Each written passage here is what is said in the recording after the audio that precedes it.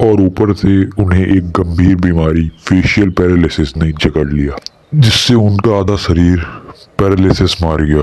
फिर ये ठीक कैसे हुआ? साइकिल से घूमने वाला रामकृष्ण यादव कैसे बना योग और बिजनेस का बादशाह? संन्यास, योग और व्यापार की ऐसी अद्भुत महासंगम कहानी जिससे आपको बहुत सी सीख मिलेगी। चलो शुरू करते हैं।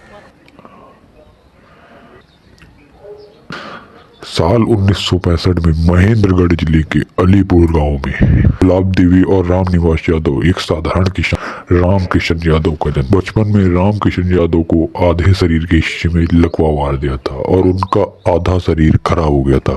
इस संकट को देखते हुए रामकिशन यादव ने योग की तरफ ध्यान दिया और योग से उनका आधा शरीर पूरा सही हो गया और फिर से वो चलने नॉर्मल।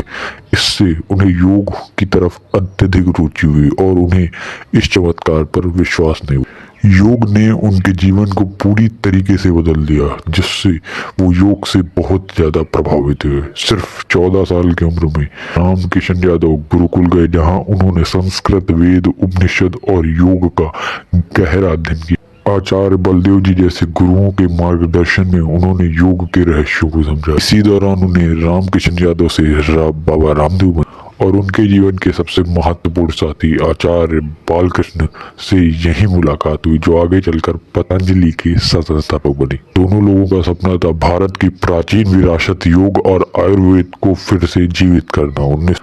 1995 में हरिद्वार में कृपालू बाग आश्रम में रामदेव, आचार्य बालकृष्ण और स्वामी शंकर देव जी के साथ मिलकर दिव्य योग मंदिर ट्रस्ट की नींव रखी गई। लक्ष्य था लोगों को मुफ्त योग सिखाना और आयुर्वेद को बढ़ावा। उनकी योग करने के अंदाज से उनकी लोकप्रियता बढ़ती गई। जैसे जैसे वे योग करते थे, जो तरीका था, वो अंदाज था, वो बहुत ज्यादा प्रसिद्ध था और असली लोकप्रियता तब बढ़ी जब साल 2002 में आस्था चैनल पर उनके योग करने की क्रियाकलाप को दिखाया जाने लगा। उनके योग का प्रसार होने लगा और देखते ही देखते वो घर घर में लोग उनके पास अपनी बीमारियों का इलाज पूछने आने लगे। तो बाबा रामदेव ने छोटे स्तर पर आयुर्वेदिक दवाइयां बनाना शुरू की। बस तो फिर गया 2006 में बाबा रामदेव और आचार्य बालकृष्ण ने पतंजलि आयुर्वेद लिमिटेड की स्थापना की। इसका मकसद था आयुर्वेद को घर घर तक पहुंचाना। शुरुआत में उनके पास ना तो पैसे थे, कोई संसाधन। तो ऐसा माना जाता है कि NRI दंपति सुनीता और श्रवण ने उन्हें 50-60 करोड़ रुपए कर्ज दिया था उस समय बाबा रामदेव को, जिससे उनको सहायता मिली अपना बिजनेस खड़ा करने में। फिर आप जानते ही पतंजलि बन गया इतना बड़ा एम्पायर। बस